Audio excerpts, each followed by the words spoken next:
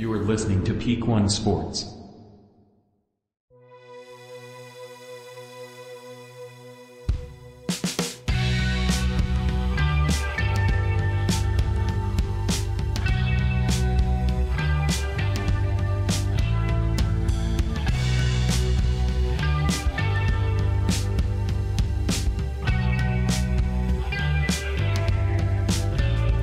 Welcome to the Bungalow Sports Show Championship Edition. Woo! Let's go. There's championships afoot. Yeah. They've happened. We missed them. You know what's funny is going into this today, I was like, shit, did we already talk about the championships? No, we didn't. No, because they happened 2 days after, or the day after our last show. So, you know, late to the party here, the Bungalow Sports Show. I mean, it's championship weekend, dude. Yeah, dude. It's pretty impressive. Even though they happened almost a week ago, this is championship weekend. Yeah. How you doing, man? You got a bigger square. I do have a bigger square.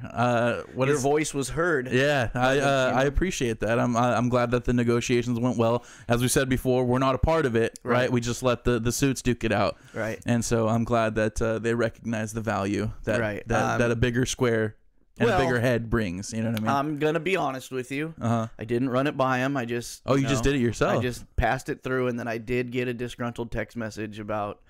gonna have to fax you over a new contract to have it signed. Oh no! You know, before this episode's released. Yeah, I'll do this one pro bono. How about that? I mean, it is recorded now. You did say that, so that can be held up in a lawsuit. Yeah. So I think we'll be okay on this episode. How you doing, man? I'm doing fantastic. I mean, since they did happen so long ago, I say let's fuck it. Let's just.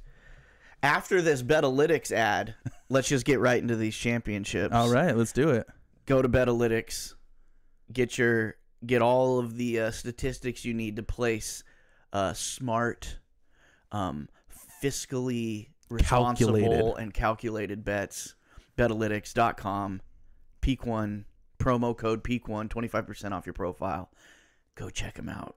Yes, sir. Updating a lot of stuff for baseball right now. So if you're baseball fans, that's all that's left. Yeah. And that's why we're going to talk about these championships, because there's nothing left. There's nothing left. And they happened a week ago, so let's just power through them. We know ball, so let's start with basketball. The Denver Nuggets win the first championship in the history of the franchise. Yeah. Their main man, Nikola Jokic, doesn't give a fuck. He wants to go home to his horses. Home to his horses.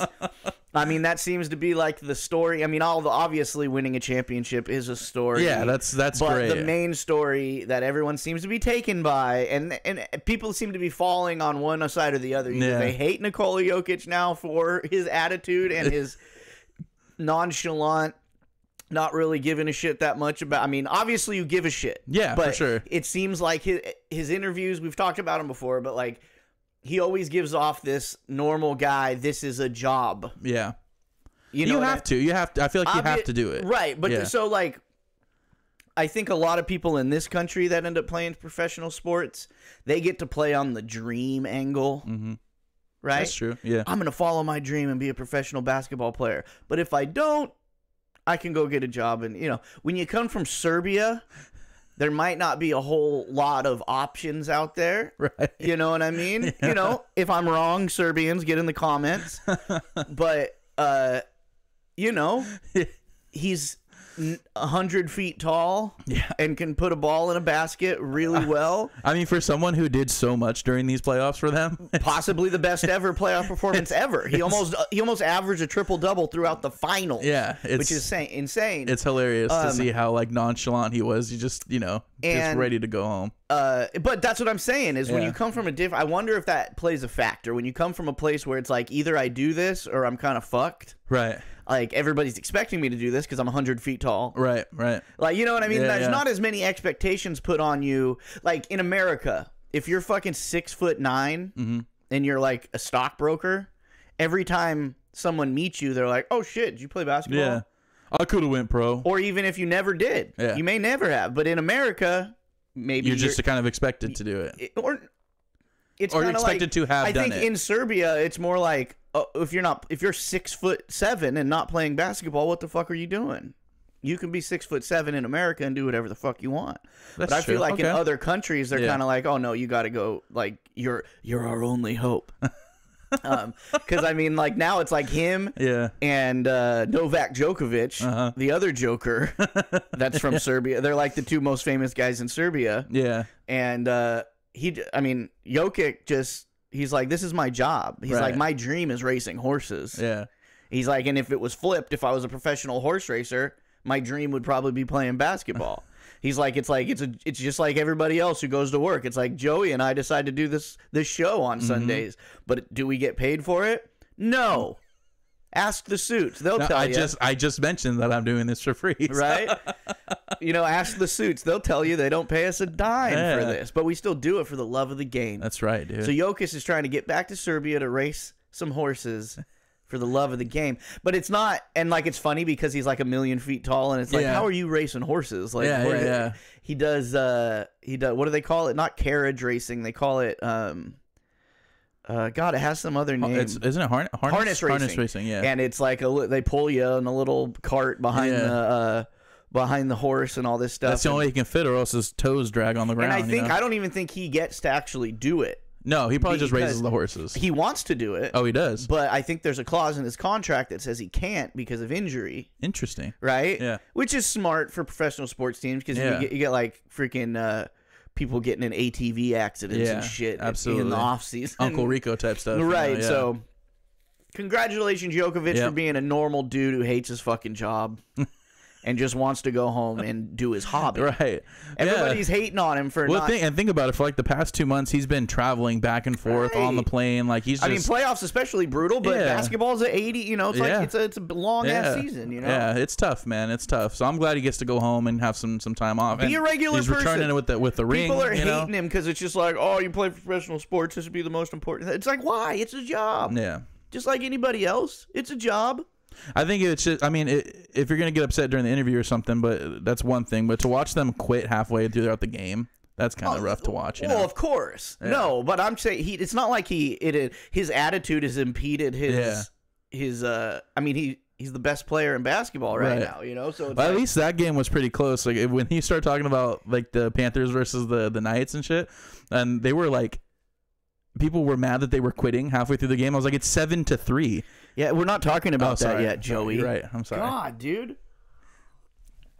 You're supposed to be the producer, remember? I've You're the one who's exhausted. supposed to keep us on track. I've exhausted my basketball knowledge. You're jumping all over the place. But yeah, so I don't know. I come down on the pro Jokic. Absolutely. I love that attitude. That was my favorite thing about the playoffs. I wouldn't do, like, the job I have, I wouldn't do it if I didn't have to, but it doesn't mean I go out there and don't give 100%. If you had an interview after your normal job, would it be similar to Jokic? Of course. Let me get home. I got a podcast with Joey. You know what I mean? Like, but yeah, Jokic. But it was funny. He kind of redeemed himself because there was a funny. Maybe I'll find it and put it in here. But like, it was a post game interview where they were, the first one where he said, I got my horse was racing on Sunday and da-da-da. And then they're just like, oh, well, you got the parade on Thursday, and he's just it clicked right there on air, and he's just like, oh. You're looking forward to a parade coming up in Denver. When is parade? When is parade? Thursday. No. I need to go home. Okay. That's. Wow. That was one of the ones I saw. I love that. And then he's just like, oh, I'm making them give me a jet. They got to give me a jet. I said it on TV. I put them under pressure. Like, they got to give me a jet to get home. But then he kind of redeemed himself at the parade because I'm sure everybody's seen it now. I'll put it in now. Is where like he's like, I know I said I didn't want to stay for parade, but I want to stay for fucking parade. This is the best day of my life. He's all fucked up and like. You know that I told that I don't want to stay on parade, but I fucking want to stay on parade. This is the best day of my fucking life. So how can you not like the guy? One last thing on the Denver Nuggets is we got another low-key goat path here, which is Stan Kroenke, the owner of the Denver Nuggets, Oh wait, I forgot I got your screen back up today. So Woo!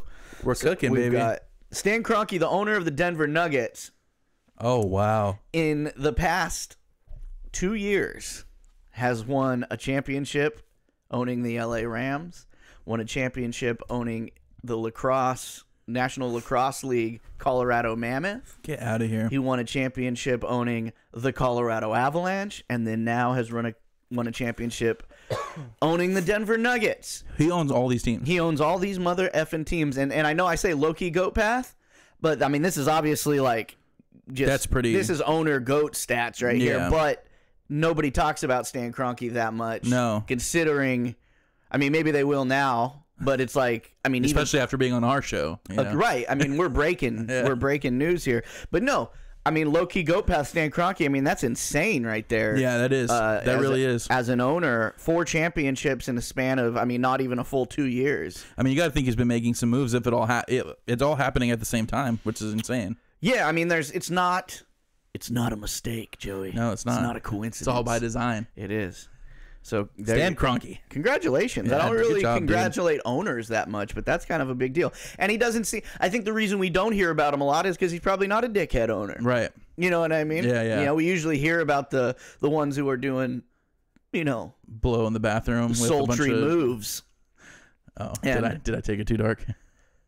What, getting blown? Stan Kroenke's getting blown in the bathroom? I was just saying doing blow in the bathroom. with a Oh, bunch of doing strippers. blow in the bathroom. Yeah. Doing blow while getting blown in the bathroom. You added that last part. All right. Next champion, Joey's Las Vegas Golden Knights. Don't say that, dude. Our very own Joey's favorite team, the Las That's Vegas not my Golden favorite Knights, team, dude. have completed their mission of getting free lap dances They're just such a well put together team. from the Hustler Cup. I Yeah. mean, I say what I want. I'm a hockey fan. I got nothing against the players on the Las Vegas Golden Knights, Yeah. right? In professional sports, you usually don't have a whole lot of say where you play. Right. You know what I mean? So any of my my besmirching of VGK, it's nothing against the players. Right. It's against the city. It's against the fake- fact that fake they fans. just came right in this Western Conference and just decided that they were going to be like the best team in the Western Conference. Yeah. They just decided that. You don't get to decide that. I will say this. The fact that the Kraken and the Knights are getting an outdoor game next year. that is pretty stupid. Congratulations. But yeah, so yeah, mission complete. Who do you think is going to be the first one to take up the free lap dance on there? From the way that Carlson was, I think it's gonna be him, dude. Yeah. he was sloshed on the Well, parade. Carlson's just had a baby. He put his baby in the cup, He definitely needs it though. right? He's got a wife. Yeah. He's got it. Like, so what? You're telling him he should go get a lap dance? Maybe Telling his him life shit. wants. Maybe Aiden Hill. I feel like they threw him down because if it was, I mean, I know Marchie got it, but like he definitely deserved the Conn Smythe as well. So I think he should have gotten it. Yeah. Also, But consolation prize instead of the Conn Smythe, he gets a lap dance. so we got Mark Stone here holding the cup, captain of the VGK. Do you know which strip club is giving out the free lap Yeah, dances? it was the Hustler Club, wasn't it? Oh. No, we had it. It was in the graphic when we talked about it last time. I didn't have a graphic last time. Mark Stone though, freaking hits a goddamn Hattie in the clinching game of the finals. Hattie daddy, dude. First time that's happened since 1922. That's pretty cool. Very impressive. Also for like a very unassuming, real captain-like player too. Yeah. You know what I mean? A lot of times, I mean, the Sharks had a captain in Patty Marleau for a long time who was a high flyer, sniper, scorer type guy. When you say Mark Stone, you don't usually think of taking the world on fire in the goal category. No. He's a captain. He Right. goes out there, he captains the ship. He's a humongous guy, so he's a real body player, a real gritty type player. And yeah, he's a good goal scorer, but it's like Hattie in the finals. No, you yeah. don't think of that. So that's pretty cool. Especially, you know, coming from a place like Ottawa, is just constant failure and that first goal that he had too, like completely undressed Bobrovsky, dude. Oh, it was and a beauty. It was amazing. right. So yeah, congratulations there, Mark Stone. And then he break his stick and then score right afterwards. he did, which was freaking legit. It like, was amazing. go look that up. Maybe we'll put that. I'll put that in here. That's what to Montour, and then Bennett backhands one through the crease. Forsling sends it back around onto the stick of Kachuk. Stone, no stick. Stone with a hit on Forsling without the stick. Now he picks up a new one from the bench and joins the play with Stevenson. Here's Stone with that new stick. Slides it across. Score! Red Howden, 4-0 Vegas.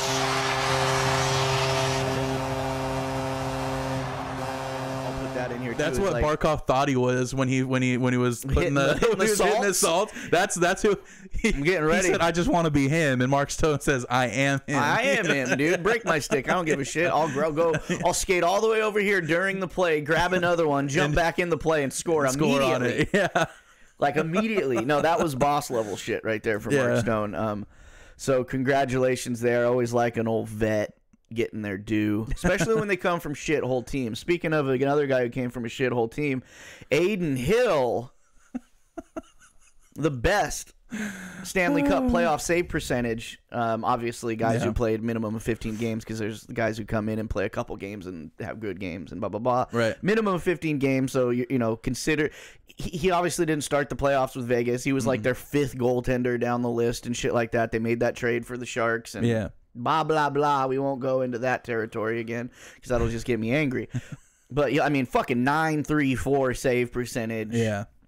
Is insane. Especially throughout the playoffs, which this year's playoffs being as high scoring. This whole season. They were averaging, I think, over 30 shots on goal every game. Like crazy. Crazy numbers. I mean, Bobrovsky was up in that territory before the finals. So, you know, obviously. But with the added pressure and everything coming into it, it was really amazing. Just a young goaltender. Wasn't supposed to get his shot and then just comes in and then this is nuts. So, I mean, Vegas obviously has some decisions to make now at goaltender because they've got goaltenders, good goaltenders, injured ones. That injuries will be better by next season. They got decisions to make on who's gonna take the net next season. You know what I mean? Because having the performance that Aiden Hill had, right? How are you gonna not let him start? He won you a cup, right? Arguably one of the 3 guys who won you a cup. 2, I get it. Things happen in the playoffs. If you have a guy that you feel is, you know, been solid for you, and I forget who was even their starter at the beginning of the season. I don't know because I don't follow Vegas. They suck? Well, I know they have Quick, so it wasn't Quick. Well, he was the reserve goalie, wasn't he? He was the reserve goalie, which is funny because he's a vet. Yeah, and but you would have thought they would have had him. But he's also old. That's true. You see, but so obviously they saw something in Aiden Hill, right, to put him in there over Absolutely. So that's the decision you got to make. Because then also too, if you're not planning on starting Aiden Hill, how do you let a guy like that who could go get a pretty decent contract after that performance somewhere else? How do you not let him go do that? You trade him back to the Sharks, dude. That's what you do. We just loaned him to you. Yeah, give him back. We got him back. It's like when strippers go out to Vegas, right, for like a UFC weekend. You know, they go out there for like when there's a big Floyd Mayweather fight. They go out for the weekend to make a little extra scratch. We just loaned, but they got to come back. Right, we just loaned him out to you for that stripper money. Send him back. I'll take your sloppy seconds if he's making those toe saves. That's right. You know what I'm saying? Yeah. I'll take him. Let's see, dude. I got a lot of. I'm using this as talking about their championship, but I'm also kind of just wrapping up hockey in this segment because it's over. It is. Sports are over for a couple months. Right. They're over. And then you have not real sports. I mean, they're out there. Yeah. But sports are over. That's right. Until football comes back. Exactly. But let's see. Some other good mentions that came out of this is we got 3-time champs on this team, on this Vegas team. We got Alec Martinez, Jonathan Quick, and Phil Kessel. All 3-time Stanley Cup champions now. Is that pretty? I mean, 3 of the most unassuming 3-time champions now, right? Because you got Alec Martinez, who's a younger guy, but he's a veteran. And he actually on the played. Young side. He actually played, but like unassuming, right? He's not like a superstar, but he's out there doing his damn job. Yeah. You got Jonathan Quick, who was sitting. He was a reserve. And then I didn't see Phil Kessel till they started passing the cup around. Yeah, I didn't even know he was on Vegas, dude. And I like Phil Kessel, dude, because he's one of those guys too. It's like a la Mark Stone or a la some other guys we're going to talk about here in a second. Like, he got chased out of Toronto because in the beginning of his career, he was a star player in the NHL. He was a guy who was supposed to be able to lead a team, and he was. He's a great fucking player. He was a great player.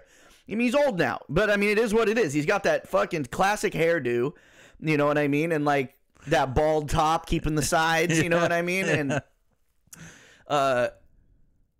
basically got chased. And he had a quote when somebody interviewed him. He was just like, thinking about Toronto right now because they said I couldn't win. Now I've got 3 cups. You know what I mean? Like, right. Fucking A, dude. That's true, yeah. And it's not spiteful. It's not bitter. It's just like, fuck you guys. Like, this is hockey. Like, one guy isn't going to make your team. So then you have the media, fan base, the organization, whatever, getting rid of a guy. Not trade your guys away. Who gives a shit? But don't bad mouth them. Or, it's like we didn't win with Phil Kessel, so he's a fucking loser. It's like, no, you just didn't put a winning team together. Right. I mean, you're still seeing it in Toronto. We saw it this year. They got Austin Matthews.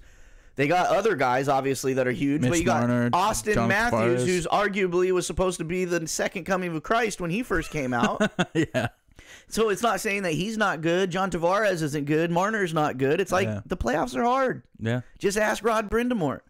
You lose. We didn't lose. You know what I mean? You lose. And no matter who's on your team, you lose. And sorry, my iPad's on low power mode, so it just keeps. It's still up for me. So now you have the screen. Now I have the screen. Yeah. Oh, how the tables have turned. Right, but yeah, big ups to Phil Kessel and all these guys.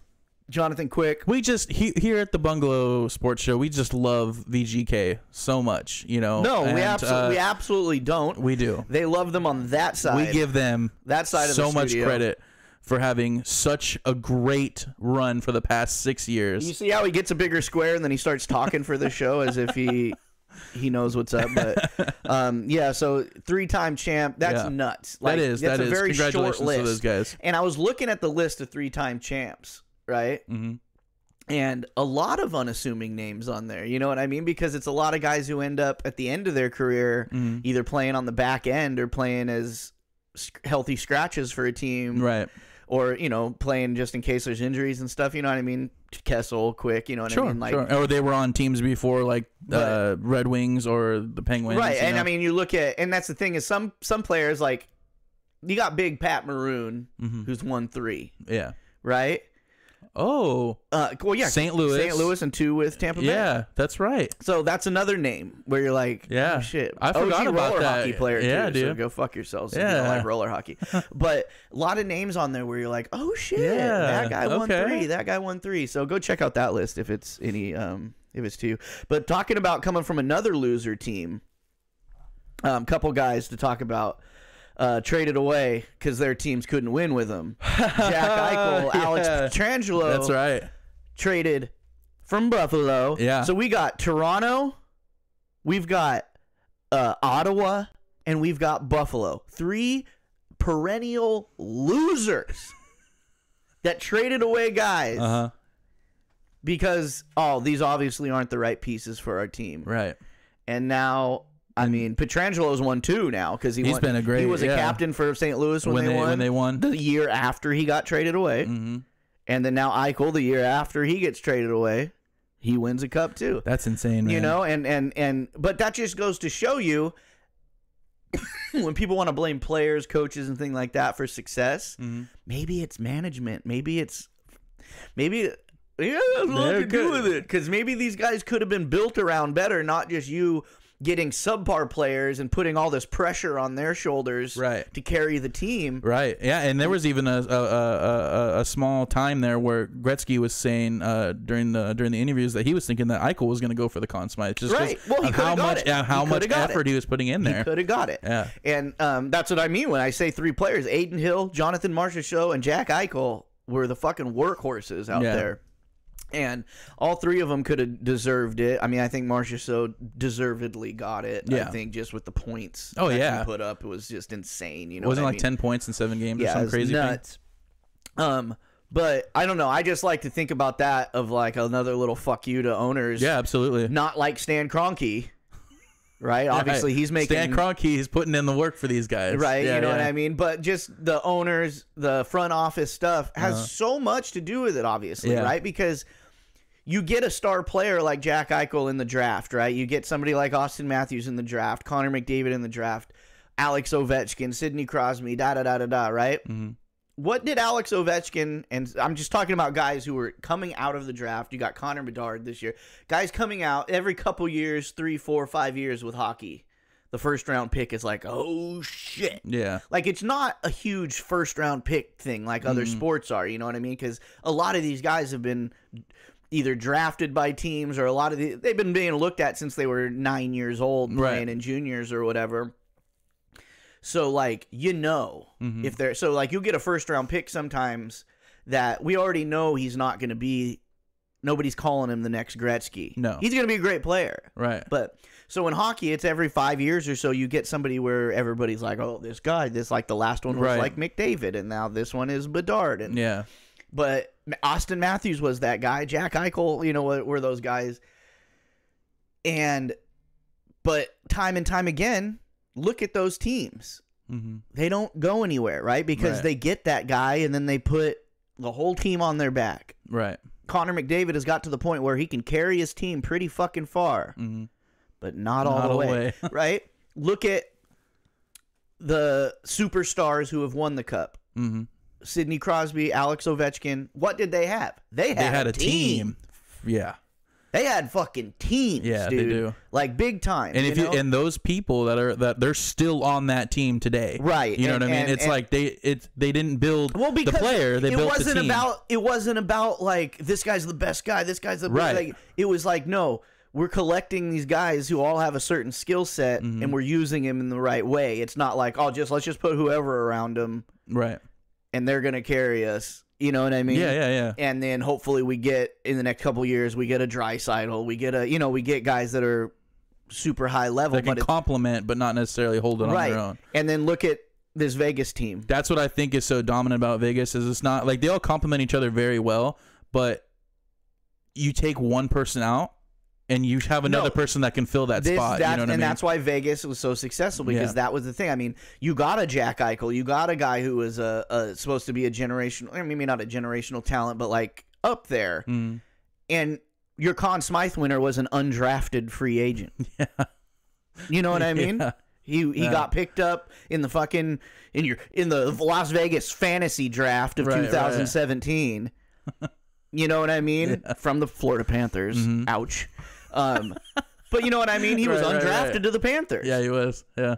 And now he won the Conn Smythe. You know what I mean? And so Insane. it just goes to show you that in professional sports, and then it kind of goes across the board when you look at football, when you look at all these things.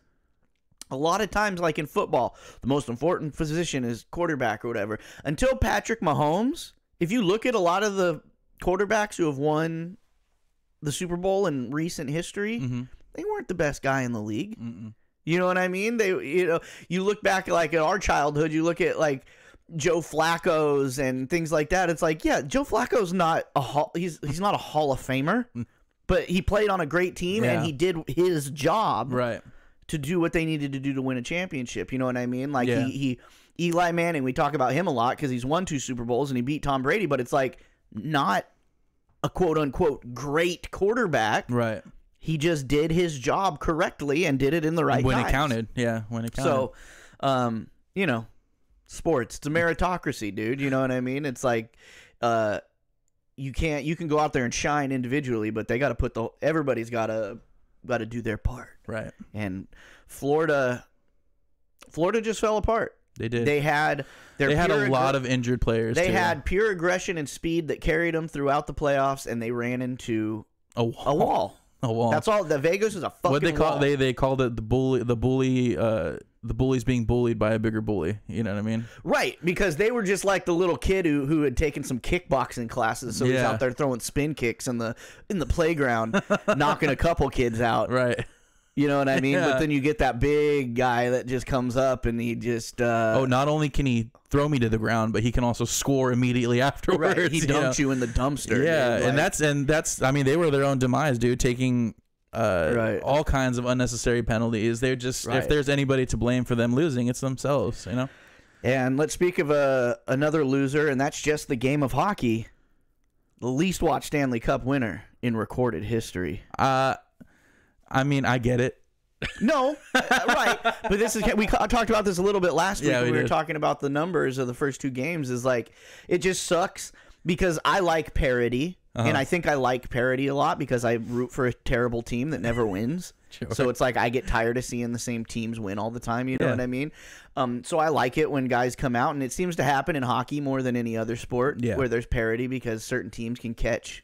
It's such a team sport that a lesser team like Florida can catch fire and just get a playing style, get the right matchups, and they turn out successful. Yep.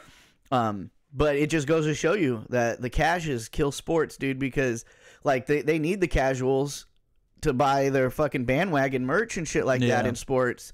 But when it's a Florida versus Las Vegas final or a Florida versus Denver final, I mean, I'd like to see the number. Maybe the numbers in basketball are better just because basketball is more popular. I was going to say basketball tends to be more popular. Jokic was just so dominant. People might just been tuning in just to see. If you go to an Applebee's, they'll have 3 screens of basketball and maybe 1 of hockey. Right, know? But not good.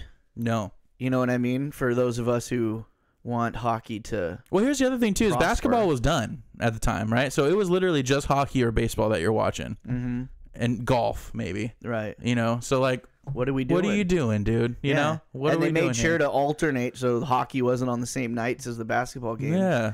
But people just didn't want to see it, I guess. Because you get the people who aren't cashes that are real hockey fans. If their team lost, if you're a Boston Bruins fan, you ain't watching that fucking final. Right. Fuck that. There's a lot of people, purists out there, who hate the parity because they're just like, well, the best teams aren't going to win the championship this year. You know what I mean? Right. Those guys aren't watching it for those stupid reasons. But that's all stupid. Yeah. It's like they are the best team. Yeah. I don't think I've met anybody either that, like, if you force them to sit down and watch hockey, right, they'll end up loving it by the end of it. Like, you know what I mean? And if anybody out there whose team lost in the Stanley Cup playoffs this year that you think could have beat the Golden Knights, like, they should have like a special off-season game where it's like, if you think your team could have beat the champion, let's do a little game. Nobody's beating that Knights team in these finals. No. I don't care that they weren't a first seed, a second seed, whatever. Like, yeah. And hockey is one of those. It happens almost every year. Yeah. The President's Cup winner, the winner of the best record, the best team in the regular season, never wins the fucking Stanley Cup unless you're the Washington Capitals. Why do you think that is? Do you think it's because they kind of breathe a sigh of relief and take their foot off the gas? I think hockey is so grueling, and I think once you get to the playoffs, you got to be able to switch modes. I think maybe being that successful for a long time, I don't know. It breeds a different. I mean, it breeds a different type of attitude, I think, when you're super successful, especially this year with the Bruins, where it's like, and it's a different kind of pressure because it's like you guys were the best all year, so why wouldn't you continue being the best? That kind of stuff, maybe. And it's hockey. You get to the playoffs. Clean slate. Yeah, I don't care. People are talking to not about only lose, but to lose from a they had a surplus. They were winning 3-1, right? And then it's just like a wild card team. What do you comes say? back and It's destroys you, and not only destroys you, but comes back like goes all the way. Right. And we touched on it last week of like, oh, you mean to tell me there's not a big difference between the first seed and the 8th seed? Right. Like, no, there's not. Like, this is the playoffs. Yeah. All these teams are fucking good. It's just a different mode, yeah. And it's like a brand new season, clean slate. It doesn't matter what your record was because the trade deadlines right before the playoffs, like there's new look lines, new look teams, new look goaltend, like all kinds of shit going in the playoffs that change for a team, especially if they. And that's another thing. It's like when you're super successful throughout the regular season, you don't see a lot of reason to change what you got going into the playoffs. All these teams who maybe struggled or kind of backed in or had to fight their way for a playoff spot, they're constantly changing shit up because they're trying to make a playoff spot. Yeah. And then they get into the playoffs, they see who they're playing, and they start shifting up. You know, they're more apt to like shift things up and make changes like specific matchup changes. Right. Right. So you're the Boston Bruins and you beat everybody this year. Right. So it's like, well, all our matchups are perfect. It's like 58, 60 wins or something Nuts, like that. dude. And it's like, so it's like all our matchups are perfect. We Right. got nothing to change. You're the Florida Panthers. You're looking at the fourth line. Who are these guys matching? You know, you're looking at every single player and seeing who they're going to be going up against and things like that. And you're shifting things around. Right. Because you have to. Yeah. Right. Like they're like to. Anyways, let's go out on a fucking positive note with hockey. I thought this was all positive. Let's go out on a positive note. Another reason why hockey is the best. This is an old clip, but it's one that I've been meaning to play on the show forever. And since we're saying goodbye to hockey for a couple months, a few months, we're gonna talk. Have you ever heard of Russian gas? No. So some of you may or may not know that in the country of Russia, they're real fast and loose with their performance enhancing drugs. And the KHL is like almost like a minor league, or like right up there with the NHL skill level wise. So a lot of players, right as they start to age out of the NHL, they'll just shift right over to the KHL, because rather than taking lower contracts in the NHL and hanging on, they could go be somewhat of a superstar or get more money going over to the KHL. The KHL. And this is, I think this was on Pardon My Take. This was a long time ago, so if you've seen this, fuck you. It's funny, so watch it again. It's hilarious. But it's, you ever listen to Spittin' Chicklets? Yes. Like Ryan Whitney and, and Yeah. Biz and shit. So this is Matt Murley, former NHL player, and Ryan Whitney talking about to answer Russian the question, gas. in Russia, they would have this packet up here, almost like an IV drop, and it would come into you, and all of a sudden, all your pain would go away, and you'd be skating 1,000,000 miles per hour. It was nuts. And another thing they would always do is this little Russian doctor would come over to you with a handful of different colored pills. Matt, take this. And I'm like, nah, I'm good, man. He's like, oh, it's just vitamins, Matt. Take this. And it was like out of a movie where you pretend to take them and then throw them away later. Yeah. Oh, I would have taken them. So listen. So I played for Sochi. It was actually a first-year team over there when I was over there, and I think 10, 11 games in, I noticed guys right after warm-ups, before puck drop, they'd go into the doctor's office, and they'd come on, like, what's going on in there? And one of the guys from Russia spoke pretty good English. He's like, oh, IV before game, you feel good. I'm like, oh, okay. So we were playing Dynamo Moscow, a really good team in the KHL. Warm-ups went in. I was like, Doc, I got IVs. Like, yes, waiting till you ask. So I went in. He gave me the IV. I had the best game of my life. I was flying. I don't know if it was speed. I don't know if it was Russian gas. I was on the ice. I'm like, I'm playing in the NHL again. I'm like, it ain't over, baby. It ain't over. And I had a great game. We ended up losing by a goal, but I was like, this is amazing. Like, I'm back. I'm not even thinking of the fucking IV I just took from a Russian doctor. And the next day at practice, I was like, I suck again. Did you keep taking it? Oh, yeah, and I had a pretty good year. There was a guy I know, he played on a team. It was just a hose coming out of the wall, so you couldn't even see where it was coming from, what was in it. The place was nuts. Just plug it. Oh, reason 487,000. Hockey's better than anything else. All right, let's get into some network news, okay? All right. I was real excited yesterday. You want to know why? Why? Because there was a news story that came out. University of West Virginia basketball coach resigns. He got a DUI, right? Mm-hmm. And it's not about that, because I could give a shit less about West Virginia basketball. But the story of Bob Huggins and his DUI was broke to me by Peak One Sports. Like I get the ESPN updates, I get Barstool updates, I get Bleacher Report updates, I get a lot of sports updates. Right. And the first one that gave me an article about Bob Huggins and his DUI and resigning came from Peak One. We're breaking news here. Fuck all these big guys. Hell yeah. We're breaking news. So congratulations, Peak One. Yeah, show some love to the little guys. Way to go, man. Good job. Good job, you suits. Fucking beauties, dude. While we're on network topics, 100 subscriber challenge. We're getting close. We broke 80, dude. We are under 20 subscribers. Yeah, it's super exciting. Until this has to come to fruition. So I'm getting a little nervous. but not really because I'm not doing the shot caller. So we're just. Why are you nervous? I'm the one who's not skating. You've been skating. Yeah, but that's only part of the challenge. You know, we got shootout. We got wiffle ball. I like Clay's idea of the what did he call it? The McDouble mile or something like that. Ooh. Or the Big Mac mile or something. The Big Mac mile. I like that. Like, do we eat it before or do we eat it during? I think I think it's a little bit of both. Like as you do a lap, you got to eat another one. But I don't know how many laps I got in me, but I mean, maybe we could. Son of a bitch. I don't know. That third one's, we're gonna have to think about that. Yeah. We're gonna roll these out probably on like a weekly basis, unless we collect all the footage over a few weeks and then I put it all together in one big episode. One big compilation. I don't know. We'll see how this all goes. But yeah, go get in on the 100 subscriber challenge. If you're watching this right now and you're not subscribed to Peak One Sports Network on YouTube, what are you doing? Yeah, what are you doing? Yeah, should be. Look at that. They're breaking news, guys. What do you would have known about Bob Huggins' drinking problem a good 5 minutes before ESPN told you. Let me tell you something. In life, it's all about those minutes, baby. It is. All right.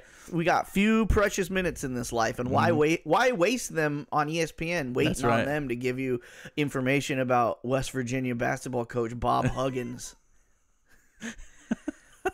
But we're almost there. We're almost there. God damn it. This week the Geese. It's a real rough game out there. Was it? It was a real rough game. We didn't give Kana a lot of goal support. It was real chippy. I mean, we played a team that practices. Oh, you know? Yeah. So that we don't practice. You know what I mean? One game a week, baby. I mean, there's more beer cans than water bottles on our bench. You know what I mean? Yeah. So it gets a little shady out there when we play a team that practices, and they're like, I think the whole team, they're all Muslim. They're all like a family, an extended family. Oh. And so I don't think they drink much anyways. Oh no. So they're going in there bright-eyed, bushy-tailed. Yeah.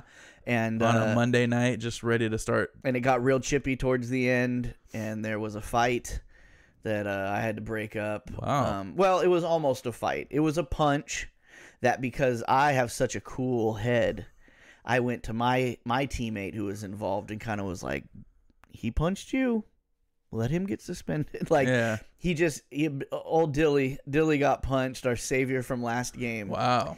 Well, he took a guy into the boards at the end of the game pretty hard for no reason. Just out of frustration. The guy popped up and was just like, I wasn't even the one who hit you. And then Dylan was like, you're on his team, aren't you? Same thing. Wow. And then the guy's like, say it again. And then Dylan's like, you're on his team, aren't you? And then the guy punched him. And then Dylan got this look of like, you ever have a friend that like, they're usually inebriated, but once the anger takes over, they get that like, you know, like a shark's eyes roll in the back of their head before they're about to strike. Like a human being will just get this, like, they're looking at you, but they're not looking at you. It's just like a blank stare of rage. Yeah. And Dylan looked over after that guy punched him, and then he kind of went back, and then he looked at me, and I saw that look, and I was just like, Dylan, let him get suspended. Just let him get suspended. Yeah. You know what I mean? Because that's the thing. This is what pisses me off about recreational hockey. Is like, I'm all about trying hard. That's all I do out there. That's all I have. That is my only weapon. Is I go out there and I try as hard as I can. It might not be good, but I try as hard as I can. Right? And in hockey, sometimes that means getting a little physical sometimes, or people getting physical with you and all this other stuff, and that's all good, baby. Like, Dylan's cross-check was not legal. He deserved a penalty that he did get. Yeah. He deserved it. But that was a hockey move. Yeah. You know what I mean? Like, it wasn't egregious. The guy just got rid of the puck. You know what I mean? So it's not like it was like he came across the ice like Joey that one time and freaking floored that dude. You know what I mean? Yeah. So it's like, it was a penalty. Yeah. And then, if you're the one who gets knocked down, talk all the shit you want. Scream at him, cuss at him, do whatever you want. Right. It's your prerogative. But there has to be a line somewhere. And the line is punching. Mm-hmm. It's recreational hockey, dude. Yeah, we all gotta go to work tomorrow. And the line has to be something. Everybody's just like, well, what the fuck, look what he did. It's like, no. That was a hockey move. A recreational hockey move. Punching, I guess, is a hockey move in the NHL, right? You could argue. Just ask So Nick he Hague. so he brought him into the boards and he cross-checked him? Yeah, from what I was on the ice and I was like skating from my angle, it looked like he was behind him, kind of just checked him in the back and sent him down like kind of face first. You know what I mean? Nobody got hurt. It wasn't that hard. It was no big deal. The guy had a right to get pissed off about it, but you don't throw a punch, motherfucker. Yeah. And I just went in straight dad mode because then like everybody on their team starts getting all crazy and shit. I'm like, we're all adults here. We don't throw punches. Yeah. I'm like, what are you guys doing? Say what you want. Yeah. Talk all the shit you want. But you don't throw a punch. Right. Like, that's where it's over. Like, you fucked up, bro. Mm-hmm. Like, even if he came back and fucking checked him with a stick or fucking slashed him or did something else, I wouldn't be upset about that. You threw your stuff on the ground and punched him in the face. You know? Oh, he actually chucked the mitts. Well, I think he had his mitts on when he punched him, but I just meant like his stick was on, like Which is even more of a pussy move. Whatever. We're not gonna talk about that. It's No, in the I am, past. dude. I want to talk about it because if I was there, that wouldn't have happened, baby. The Geese did not prevail. It was embarrassing to say the least. Embarrassing game, but again, we're probably gonna play this team in the finals. And it should be pretty interesting. Oh, so this is the team that you guys are constantly going against that you're having trouble with. Oh, yeah. We haven't beat them yet. Wow. We haven't beat them yet. So how many teams are there? 4? There's 4 right now, yeah. Next season, hopefully 6. But nice. All right, Loosey Goosey exclusive. Hey, this is Cole with the Bungalow Sports Show pregame report. We're here with Clay Ruddy. How you doing? Doing good. What's your number? I'm number 13. What do you think is gonna happen tonight in the game? Who are we playing? We're playing the Yeti. I'm playing hard tonight. I want to get these suckers. I remember last game, you knocked someone over and you got up and said, "I remember you from last game." And you're like, "I wasn't even here last." You knocked me over. Or what? Oh, I know. I knocked him over and you got No, you mad. knocked him over. He said, "Get the fuck off me, bitch." I have to believe that. All right, we'll talk to you after the game. All right, we're here at Bungalow Sports Show exclusive. We got Ryan Carter. What's your number? Number 1. What are you planning on doing tonight? We're bringing our A game tonight, so we'll see if we could get another one on the tally. All right, we'll talk to you afterwards. See what happens there. How's it feel to have to set your own net up? What a bunch of pussies. Bullshit. Why didn't they do it? Every time I drag it over here. All right, Cole and Clay back with the post-game interview. Yeah. Yeah, go to New York. That's exactly how I feel. It was a bad performance by the Geese. All the way around. Kana kept it in as much as she could. But in the end, we won out because one of their guys got suspended for punching Dilly. Camera, yeah. How do you think about your performance, Clay? You drained one. We didn't win, so I'm not happy. Spoken like a true hockey player. What happened out there? I forgot my microphone. They can't hear you. Just frustration on all levels. Failure to catch passes. At least the legs are there, just not the opportunities. No, nothing, but we'll get them next time, right? We'll see them in the championship. All right, we'll see you next week. Thanks, buddy. I like that. Legs are there, just no opportunities. Keep the stick on the ground, buddy. Yeah, loosey goosey. We don't have a game tomorrow because of the new Juneteenth holiday. Oh yeah, it's coming up. Stick down, ankle straight, head up, baby. Yeah, that's what you need. There's your loosey goosey update for this week. All right, let's get into some Ultimate Fighting Championship. Yeah, dude. UFC Fight Night, Vittori versus Cannonier last night.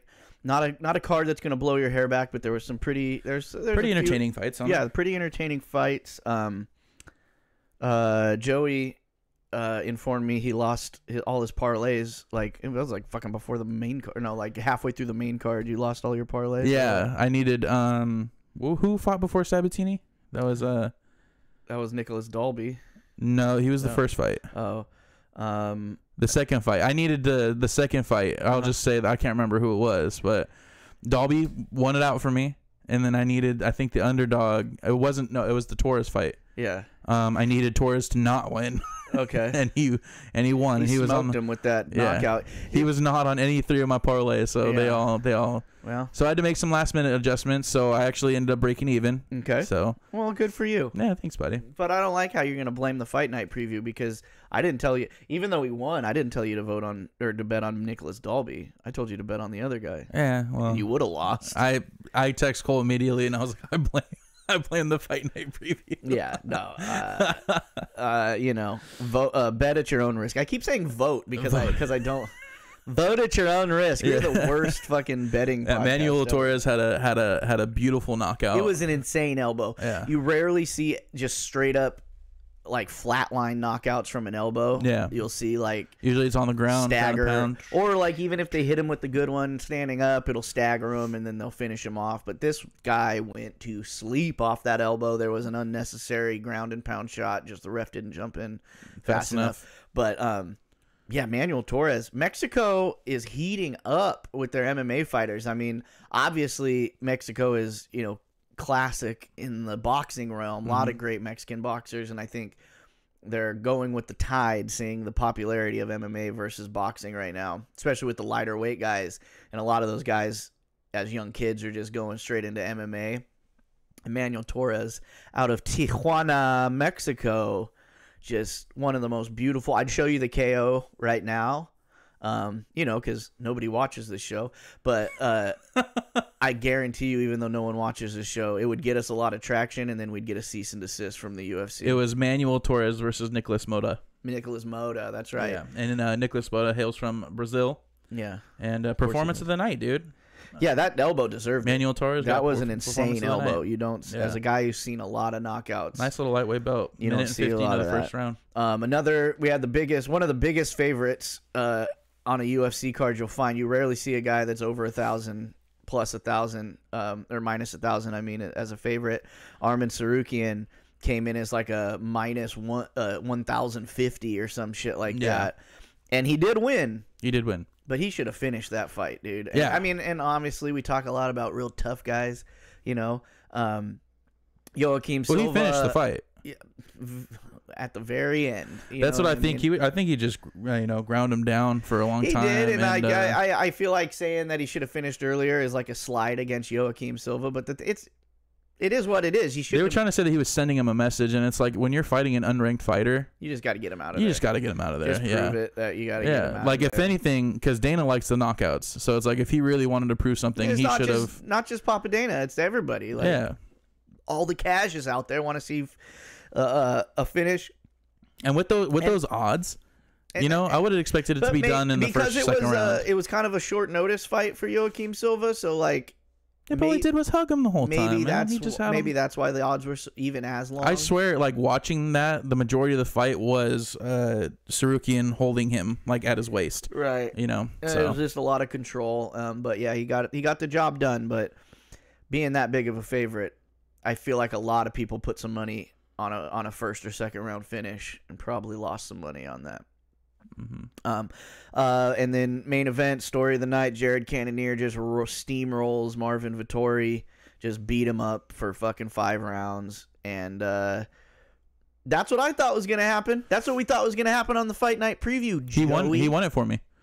Oh, good for you. He won it for me. So why are you blaming us? And then I had Petrosian in a knockout. You should be I had Petrosian winning too. You should thank the fight night preview for helping you break even, not lose. We helped you break even because there was people in the comments that were all over Vettori, and we showed him. He was entirely too cocky. He came out really good in the first, and from the second on, I don't know what happened to him. Vittori's just a punching bag now. Yeah, he's an Italian. Well, that's what it was. He's a punching bag. He's an Italian punching bag. His hands were down a lot. Yeah, and but you know what, dude? He was slipping. I mean, look, I think that the way that these guys are talking about themselves, they're being entirely too they're not being humble enough. You know what I mean? Like Cannonier's out here talking about Joey doesn't like the cockiness. No, it's not, because Vettori came out super cocky. Cannonier was sitting here talking about how advanced his striking is, and he whiffed a lot of those punches, man. I mean, regardless of how tired he was at the end. But I mean, Vettori, as much as I think, just based off of me watching it, I'm not looking at how many strikes were thrown, right? I don't know the stats of that.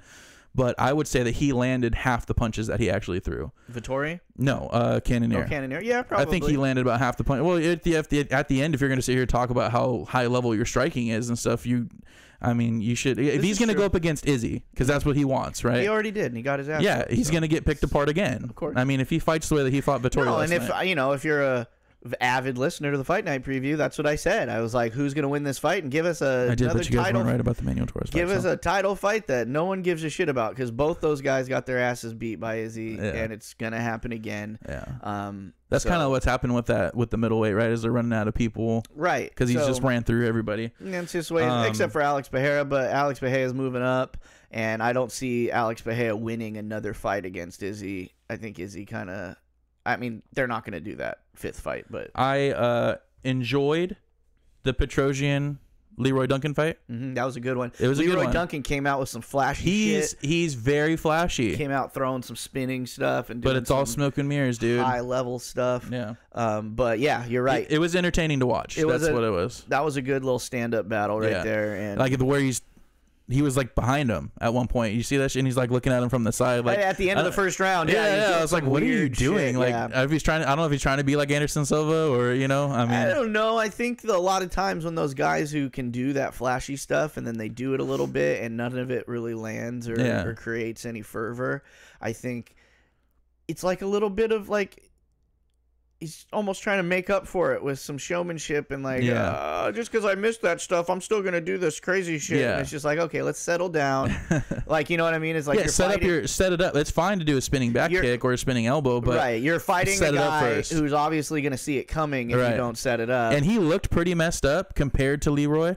I know it's not Leroy Duncan. Leroy Duncan. Yeah, CLD, baby, California That's what his driver's name would license. be if he was from America, he would just be Leroy Duncan. But since he's from the UK's Christian Leroy Duncan.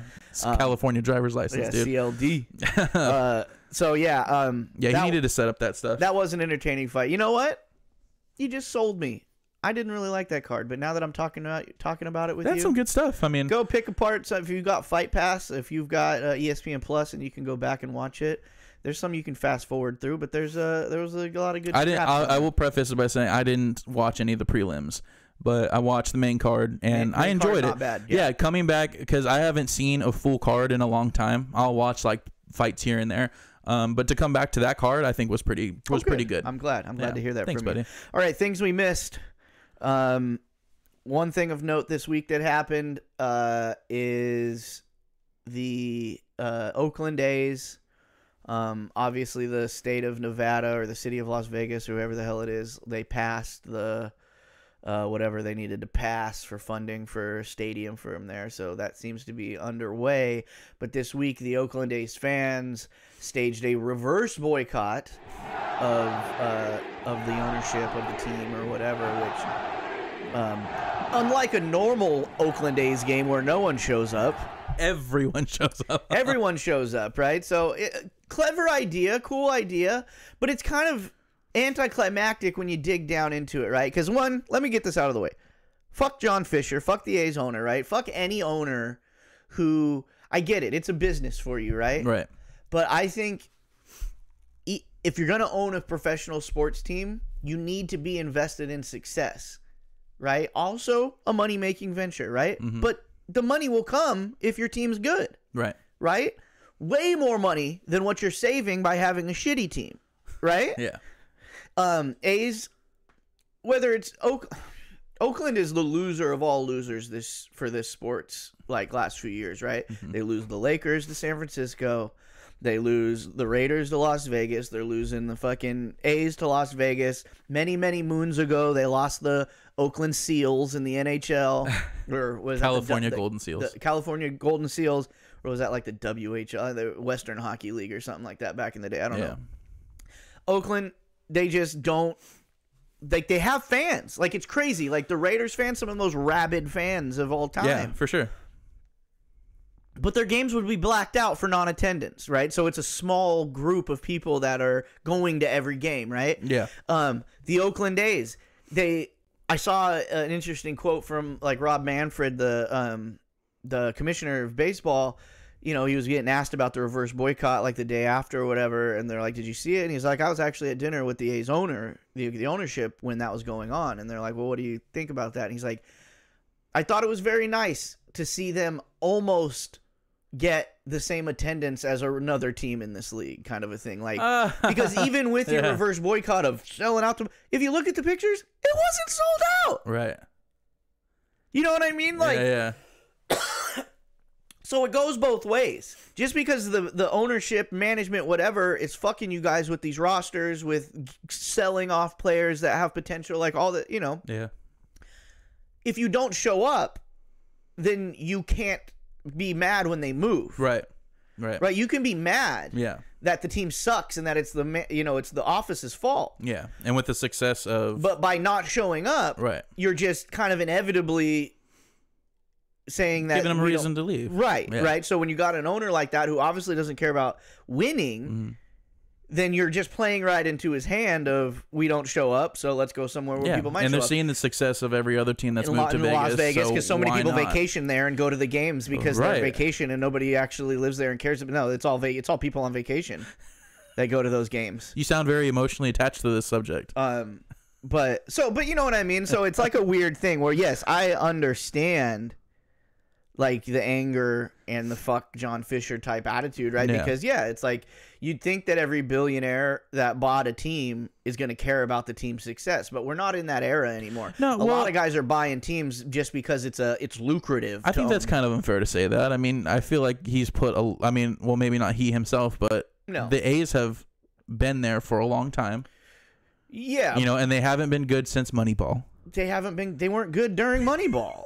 You know what I mean? But I'm saying, like, you know, it creates popularity to have a movie made about you or whatever. Of course, you know, right? But I think that movie, even he didn't stay. He went to the fucking Boston or whatever. But afterwards. I think that movie kind of extended Oakland A's staying in Oakland, absolutely, maybe, because it gained a little more popularity and blah blah blah. And, no, it's amazing to see. We're just fiscally responsible. Yeah, you know what I mean? Yeah, and it's like okay, but like. We're in a world, we talk about it all the time with contracts and things like that. We're in a world where you got to spend money to win. Yeah, absolutely. You just have to. You have to, because otherwise everyone's going everywhere else, and you're just going to be stuck as the farm team that can buy cheap people, build them up. Sounds oddly representative of another team, right? That will buy cheap people, build them up, and then send them off to go be great somewhere else. I don't know about that. We don't know anything about that. No, I'm a Sacramento Coyotes fan.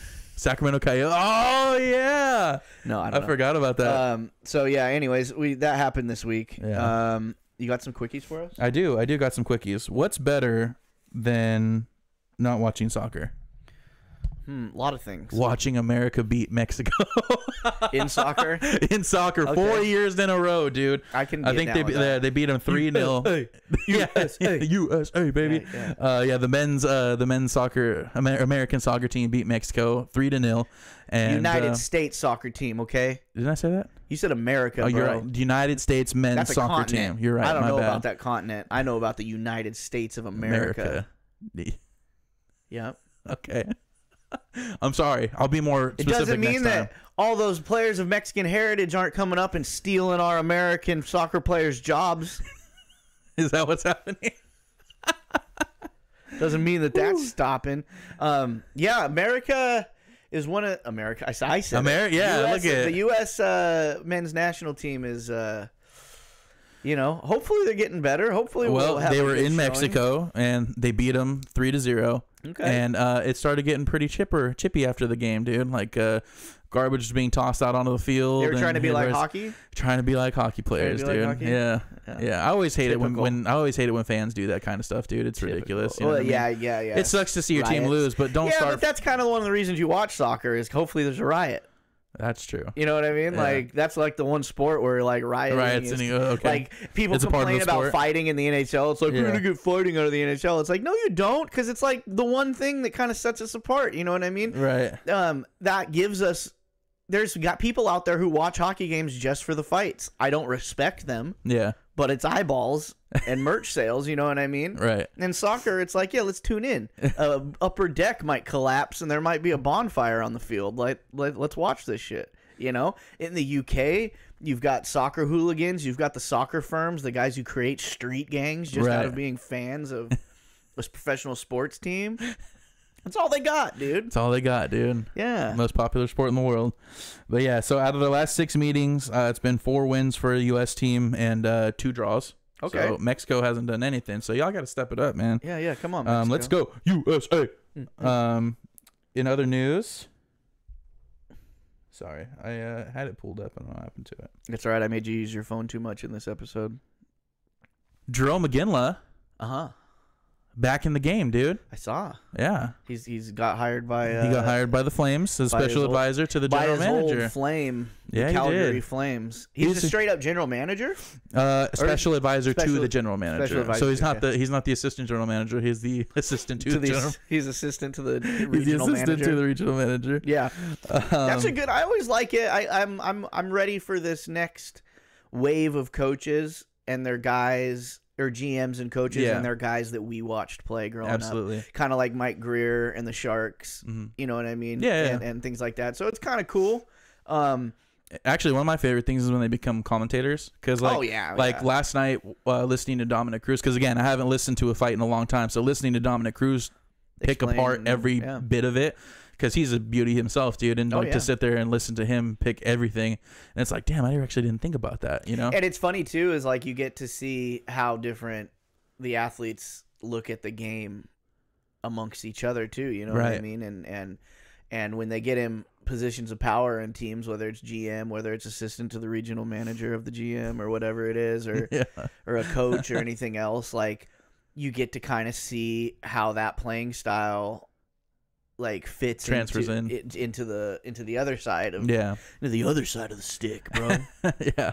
All right. Got anything else? Yeah, there was one more. I think you already kind of talked about it though. Conor McGregor accused of Oh yeah, we touched on that on the fight night. Conor McGregor accused of sexual assault once again. Yeah, he's a real beauty. He is.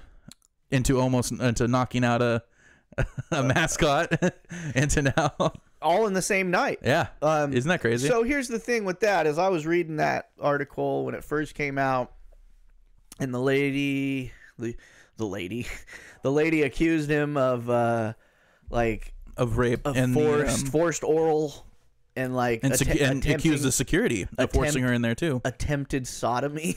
So which are both heinous. Yeah. And the only reason I laughed a little bit at the end of that because then yesterday a video came out of Conor and the accuser hanging out after the incident, the alleged incident. So then all this stuff just gets in the clouds. Yeah. It just gets all muddied and cloudy, and it sucks because you want to believe that somebody wouldn't lie or wouldn't try to defame someone like that for no reason or whatever, but people do it all the time. You know what I mean? There's chicks, Drake's putting hot sauce in condoms and shit. Like, you never know what people are gonna do. That's right. So, although I'm not a fan of Conor McGregor's outside of the octagon antics, which let's be honest, people, Conor McGregor is outside the octagon. Yes. I don't think he's ever fighting again. No, I don't think so either. And why would he? Why would he? Ask yourself that if you're him. Why would he? Yeah. But then again, he keeps himself in the spotlight to get all this scrutiny and get these allegations, and he does things to get these allegations. Well, that's what he's nothing if not a marketer, And well, yeah, but marketing what? You don't need to market anything anymore. You know what I mean? It's like, well, like you said, the whole mascot thing was a bit. You know what I mean? Yeah. I don't doubt that the dude fell down and hit his head, and he needed to go to the hospital for it and stuff. But I do. That wasn't what I doubt. All you of doubt that? Yes, it was all set up. I don't. Well, yeah, it was set up for him to take the punch. I think he actually went to the hospital. I don't think it was from McGregor. If he did, him out. he went because he's a pussy. You have a giant padded costume on. You were not getting hurt enough to go to the hospital. Have you been in a mascot costume? Do you know what it's like in there? I live my life in a mascot costume, right? Yeah. I represent the USA. I'm the USA's mascot. You see this eagle on my shirt? Yeah, Conor McGregor, notorious. No, he doesn't need to. He doesn't need to fight anymore, dude. He's done. Yeah, when you get into, he's just the money. Anytime that he's mentioned, people are gonna pay attention. And again, why are you taking anybody into the bathroom at a club when you're married? Married. Whether it's consensual or not? It's like you're a gajillionaire. Go to your hotel room. Well, and he's married and doesn't of course. he's got kids. Are right? you telling me married people don't cheat? Is that what you're telling me? Sorry. Yeah. So Peter Patrick. And then last thing, kind of silly. I just feel like Antonio Brown can't catch a break. His team, the Albany Empire, was kicked out of the Arena League because they didn't pay their fees. Oh man. So, I feel like AB just can't catch a break. For those of you bro. who don't know and haven't been following the life and times of Antonio Brown since he's been out of the NFL, he's been in a lot of Conor McGregor-esque situations. And recently he bought the Albany Empire, which is an Arena League football team. Yes. And you know, he came out and he said some things on camera after becoming the owner, which caused him to get a $1,000 fine for things that he said. And then what Joey just said is, you know, if you're a professional team in a league, you have fees that you have to pay and things like that. Well, not only were the fees not paid, but Antonio Brown also refused to pay his $1,000 fine. Oh my gosh! For the shit that he said, which prompted the league to kick the Albany Empire out of the league before the season even starts. Just a day after Antonio Brown said, it's only one. We're going to be one season in this league, and then we're going to the CFO, you know, or whatever. He's had some big plans, and then the next day you're out. Yeah, I don't know if it's not catching a break. I just, you know, what can you do? Some people just like to light fires, dude. And Antonio Brown just doesn't know how to put them out. Any press is good press, right? No, because now now his team's out of the league. So I mean, you know, any press. It would have been fine press. if he said the shit and got the press and paid the fine, and they're still in there, right? But they're done. And I mean, you know what? That's on them, dude. Who's going to let Antonio Brown buy a fucking team? That was silly. Yeah. All right. I got one more thing I want to say. Oh, yeah, dude. go for it. One more thing I want to say. The merch store is up. Oh, yeah, we hadn't even... Bonfire.com/Peak1Sports. Bonfire.com/store/Peak1Sports. Just hit there'll be a link in the description of this show. Yeah. There's links all over Bungalow Sports Show on Instagram, Twitter, You want to be a Facebook. sweep daddy? Yeah, we got a playoff Sweep Daddy expert? shirts. We got Mr. October. We got official playoff expert shirts. We've got I just put up a Peak One Sports 4th of July shirt. Nice. It's got the Peak One logo with a little American flag at the top of it. The Peak. Show your pride, man. America just beat Mexico. We got official Loosey Goosey merch. Yeah. Loosey Goosey Ice Hockey Club. The greatest merch. hockey club. So yeah, go check it out. Peak One Sports. Bonfire.com/store/Peak1Sports. That was a little Trumpy. Sports. It's the greatest sport in the world. I know. Greatest sports network. I know all the greatest networks. All right, let's do. I'm gonna change up our ending here. All right. All right. We had the shout outs, but now we're gonna do the shout out and the shut up. Ooh, Okay. I like it. So for our shout out this week, we got another video. We gotta get a button. Shut up. Shut up. Now the 3-2 swung on, a pop foul back here. Ow! Ow! Ow! It really hit me. I didn't know it was coming back that far. So once again, it'll be a 3-2. And Holmes ready to deal. A ground ball at the third. Donaldson squares, throws to first in time. Ball game over. Yankees win. The Yankees win. You know, that foul ball actually hit me. It kind of glanced off my forehead. So I took one for the team. Okay, John. My star of the game is Kyle Higashioka, who wants to know if you're all right. Are you okay, John? Yes. Okay, yes. I am okay. Just a glancing blow. Just a glancing blow. So, kudos to John Sterling because he just goes right back into the call. Right. Didn't even stop to pick up his glasses. He wears glasses. Consummate pro. Yeah. But the one thing I want to talk about is, like, this is a guy who's been watching fly balls. Yeah. For his decades. whole And he couldn't tell that thing was going to hit him right in the fucking face. Might be time to hang it up, John Sterling. Because you see him in the video. He watches it. He saw it. He tracks it. Yeah. And then he goes, because in his brain, he's like, it's not going to hit me. I think it hit, bounced, and then clocked him. And then he starts talking. Yeah. He clocks it with his eyes, and then goes back to start talking because he's like in his head he did the math of this thing ain't gonna hit me, and then boom, right in the kisser. Dude. I like how he didn't break character here. He still goes ow, ow. And that's another thing that makes me want to be a better host here. Yeah. Okay, because I watched last week's episode. I watch them all. I got to do some quality control. You know what I mean? Absolutely. And I edit these. You know what I mean? So I got to watch them all. I said fuck so much, and any iteration of fuck so much on last week's episode. And I don't even know, maybe I did today too. I've said it a couple times as well. And that's fine. Yeah. But no, I'm just talking the amount. Oh. I sound like a fucking Well, this is a family show, can. Cole. I can't believe that you were doing that. I need to cut it back. You need to. John Sterling got hit in the face with a full fly ball and didn't even say it. Ow. What if he was just like, ow, motherfucker? Like, yeah, you know what I mean? But he didn't because he's a damn pro. No, he's a pro. And I'm trying to be a pro. Like, he hardly rubbed his face or anything. He just took it. You know that and hurt. Just went. Yeah, it for sure. It did. And he's one of those old guys who's going to have like a liver spot there. Yeah, now, He's going to have like a hematoma that just does change the pigment of his skin. Yeah, for sure. And he didn't even say, he didn't cuss once. Not one. Didn't. Just said ow twice. Not even a shit. Oh. Yeah. Oh. And we're right back into the call. Right back into it. Game over. Go. The Yankees. You know what I mean? I think now that sports are over, we need to do a classic comp. I need to put together a compilation of good sports, calls. Yeah. Because hockey's got the Hattie for Patty. You got a lot of good ones in hockey all over sports. But yeah, so shout out John Sterling for taking that man, that was like a true man. That was great. Not even breaking character. Nope. I don't even get hit with fly balls in here, and I cuss too much. So now my shut up for this week. I already see it. It's the British Royal Guards. All right. We had that coronation. A lot of video. You've probably seen it out there if you're on social media. A lot of videos. I'll put one up right here. No need to text it to Joey and have him watch it right now. We'll just talk about it. But a lot of videos of guards passing out during the coronation or rehearsal for it because it's so hot outside and all this stuff. And they got those big hats and all the uniform on and all this stuff. Pussies. That's what I got to say. It's 88 degrees. Shut up, Celsius. So it's, Celsius? Yeah, it's like it's hotter than that in American language. But I'm just saying, dude, this is your thing. Yeah. You wear this uniform every day, all day. Well, now I want to know what 88 degrees Celsius is. Well, Joey's looking it up. Because we're in America. We're different. We